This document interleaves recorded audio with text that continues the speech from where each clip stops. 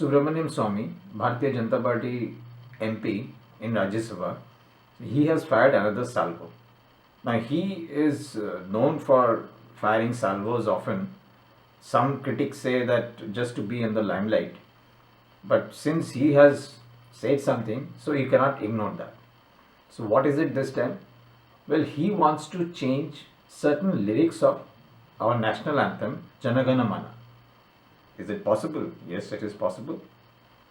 So what is his demand? Recently, he has sent a letter to the Prime Minister Narendra Modi urging him to replace the original version of Indian national anthem Janagana Mana as composed by Rabindranath Tagore with a version adopted by Subhash Chandra Bose Indian National Army in 1943. Well, technically this can be done.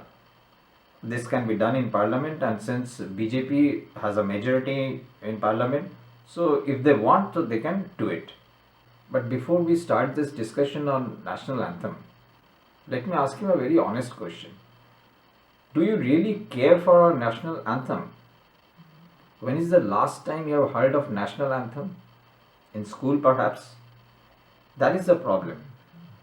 That is the problem with our generation and our next generation. We have taken it for granted. National anthem is just something that we have got it in our virasat kind of thing. We didn't do anything to get our national anthem. People who really fought for the independence, or people who have seen the struggle of independence, or who were there that time, the way they can connect to this national anthem, we cannot. Neither can we nor the next generation can connect the way they do. It is a fact that national anthem is not in our culture, in the sense that we don't see it anywhere being played again and again. Most of us have left it in our school. Most of our assemblies, we used to sing that song, or maybe in some occasions. Somehow I feel that we are not connected to it. On the other hand, you ask those spokespersons or dignitaries who stand with other nations and see our national flag and our national anthem being played, that proud they feel. Maybe we cannot fathom that. I'm not condemning our national anthem, neither I'm saying that we don't need a national anthem. Since we have got this as a gift from our ancestors, so we take it very casually. We take our national anthem very casually. Now let us look at what are the controversies. So Subramaniam Swamy has requested Prime Minister Narendra Modi to make some changes in the national anthem. He has urged to propose to Parliament that, as committed, we retain the Janagana Mana tune, but replace the wording of the anthem with what Netaji Subhash Chandra Bose had incorporated in the National Army anthem.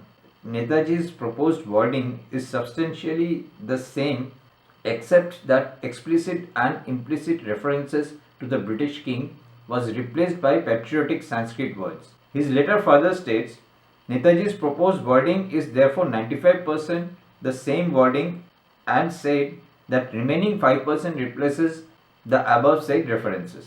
Therefore, it will be befitting reply to all our nationalist freedom fighters and the great patriot Subhash Chandra Bose by accepting in Parliament his version of Janagana Mana wording. But if you think that only BJP or RSS wants to rectify the national anthem, it is not that.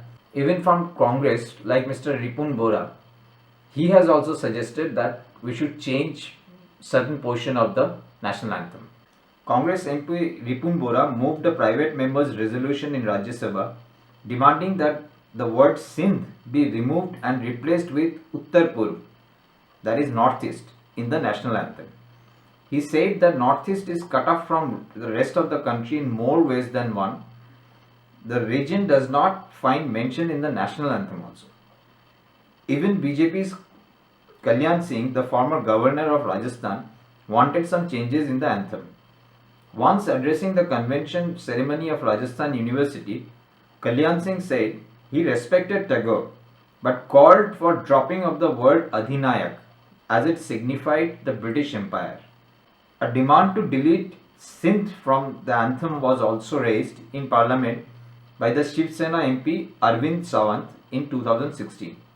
Mr. Sawant said the word was a relic of a British ruled India that stretched from the province of Balochistan, now in Pakistan, to the city of Sylhet, now part of Bangladesh.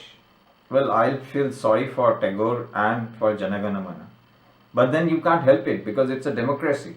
Everybody has a right to express their opinion.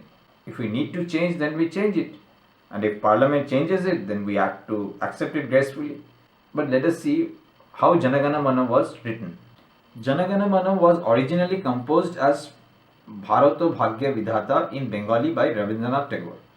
The first stanza of the song Bharato Bhagya Vidhata was adopted by the Constituent Assembly of India as the national anthem on 24 January 1950. It was first publicly sung on 27 December 1911 at the Calcutta session of the Indian National Congress. The song was selected as national anthem by Subhash Chandra Bose while he was in Germany. On the occasion of the founding meeting of the German Indian Society on 11 September 1942 in the Hotel Atlantic in Hamburg, Janagana Mana was played for the first time by the Hamburg Radio Symphony Orchestra as the national anthem of an independent India. Now that was the history of Janagana Mana.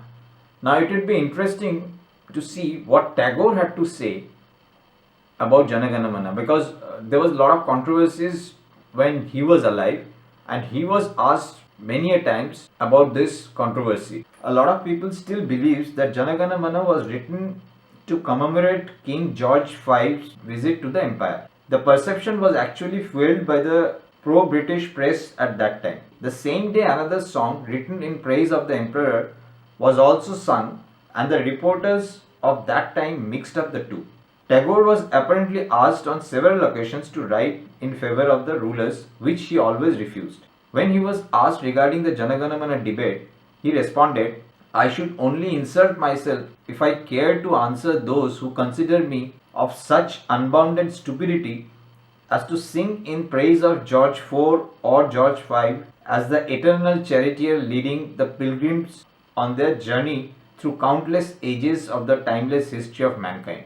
In a letter to Pulin Bihari Sen, Tagore took a stand and wrote, "A certain high official in His Majesty's service, who was also my friend, had requested that I write a song of felicitation towards the emperor. The request simply amazed me. It caused a great stir in my heart. In response to that great mental turmoil, I pronounced the victory in Janagana Mana of that Bhagya Vidhata of India, who has from age after age held steadfast the reins of India's chariot through rise and fall, through the straight path and the curved. That Lord of Destiny, that reader of the collective mind of India, that perennial guide could never be George V, George IV or any other George." So those were Tagore's own words. So I think the controversy of Adhinayak word should be rest in peace. As about Sindh, well, yes, couple of things have changed geographically, but we have to understand that Tagore has written Janagana Mana in praise of India as a nation.